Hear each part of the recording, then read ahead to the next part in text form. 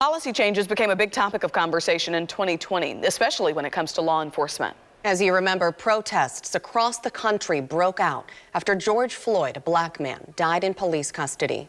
We learned the officer kneeled on Floyd's neck for more than 8 minutes. The law enforcement in Jackson County, they want to make sure that never happens here, which is why they introduced a new policy rolled out on January 1st. I spoke with law enforcement and community leaders on what the new policy could mean for our area. We're in this profession to save lives, safeguard life. And when you hear a grown man pleading the way he did, at some point in time, somebody's got to say, hey, we got to do something. Jackson County Sheriff Daryl Forte is aiming to do that by rolling out the department's duty to intervene policy, placing a moral and legal obligation to intervene when someone is using excessive force. What does that look like?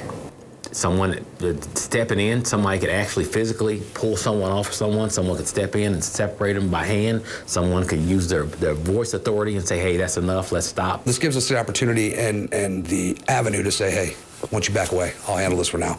No shame in it, no anything. The argument for attorney Natasha Scruggs is, why do you need a policy to do that? When you have a new policy, it's kind of like a false sense of security, like, yes, y'all, we've solved it, when really you need to do the deep work. You have to do the committed, ongoing work of figuring out what is wrong, what is going on, that the officers are not following the policy, specifically when it comes to black people. I think the majority of law enforcement officials do what's right.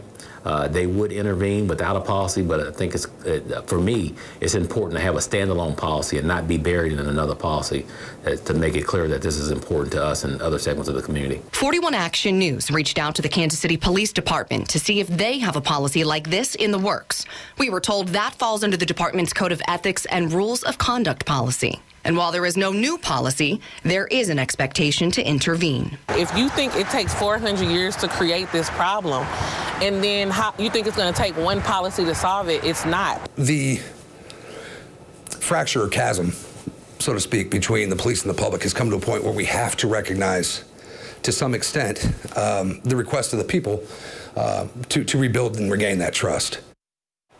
After going up 3 chains of command, the sheriff will sign off on any disciplinary action, retraining, or further investigations. Deputies say the policy will help serve as an early warning detection system for things like job-related stress, post-traumatic stress, and patterns of behavior. Dia.